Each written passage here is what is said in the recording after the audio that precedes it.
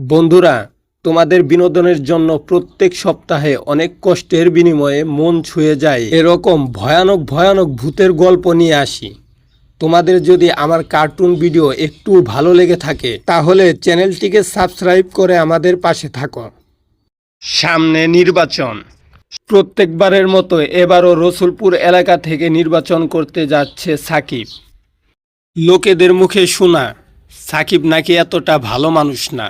নির্বাচন আসাতে সাকিব এখন অনেক ব্যস্ত, সারাদিনই মিছিল মিটিং। যদিও রসুলপুরের জনগণ সাকিবকে বিজয়ী হিসেবে দেখতে চায় না। প্রতিদিনের মতো আজকেও সে বাড়িতে বাড়িতে যাচ্ছে ভোট চাওয়ার জন্য। কিন্তু অন্য দিনের তুলনায় আজকের দিনটা একটু অন্যরকম।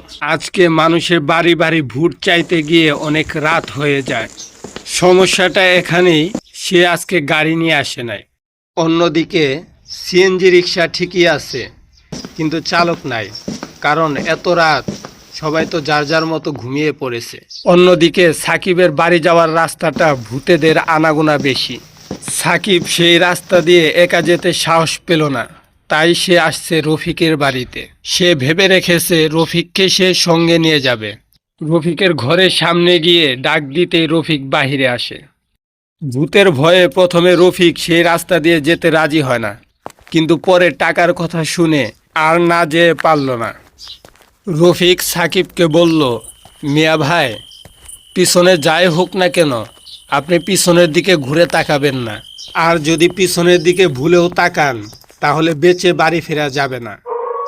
রফিক আর সাকিব দুপায়ে আগাতে থাকলো, কিন্তু ভয়ে তাদের গাটা ছমছম করতেছে, কারণ সামনেই খালের পার। খালের পার যাওয়ার আগেই তারা দুজন থেমে গেল। পেছন থেকে মনে হচ্ছে ঘোড়া দৌড়ে আসছে, এরকমটাই শব্দ। রফিক শুধু বলল, মিয়া ভাই পিছনের দিকে তাকায়েন না, হাঁটতে থাকেন। দুজনে আবার হাঁটা শুরু করলো। হঠাৎ করে সাকিবের মনে হলো কাঁধে যেন কে হাত রেখেছে।